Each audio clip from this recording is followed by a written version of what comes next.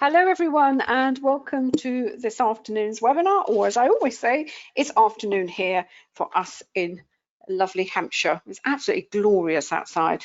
Really, it's you wouldn't want to be anywhere else but down on the South Downs, except for our webinar. So it's lovely to have you take the time out to come and spend some time with myself and my husband David, who is sitting behind me. But before we start, may I draw your attention to the disclaimer that I know you can see on your screen. As you know, trading can be a very risky business, so please don't ever think of using money that you cannot afford to lose. I know we have coming along to the webinar, we have some of our Forex students, we have some of our quantum users, but I know we have a lot of new people as well. So very quickly, what are we going to do in this session is basically we're going to look at some charts. We're going to have a look at the markets in general, but the charts in particular through the prism of what we call volume price analysis. And this is really looking at the price action and the volume activity with this methodology that we've developed. VPA, as we call it, it is price action and volume, but it also includes other elements as well, such as support and resistance, candle patterns and time.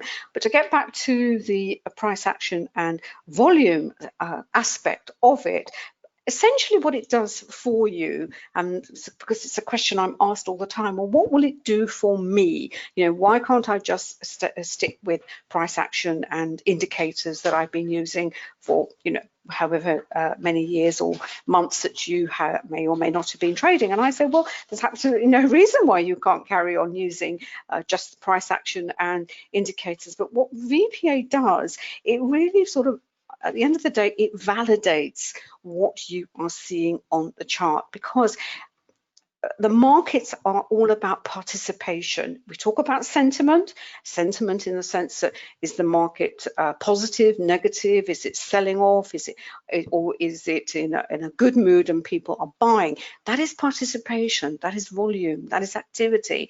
And what VPA does, it matches the activity level with the price action. And if the two don't match, then you know that something is not quite right. So what we've done is, in addition to the main book that explains the methodology from sort of first principles, if you like, there is a companion book which looks at worked examples, and these are for primarily stocks, indices, and there are some commodities, and there is a Forex version as well.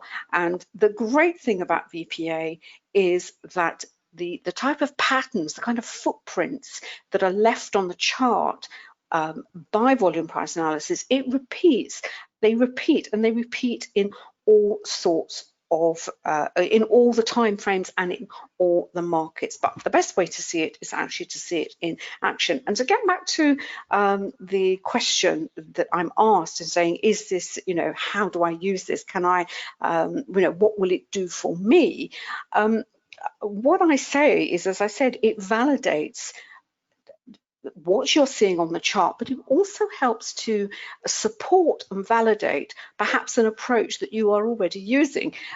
David and I can confirm that we have a lot of Elliott wave traders who they would use the Elliott wave principles and concepts, but didn't necessarily use volume. But in incorporating volume into their Elliott wave analysis, it actually makes it makes the Elliott wave even better, as it were. And in fact, there's a lovely little example here on the 2-minute pound Canadian. It's actually a pair that we're going to be looking at in more detail later when we look at the Forex market.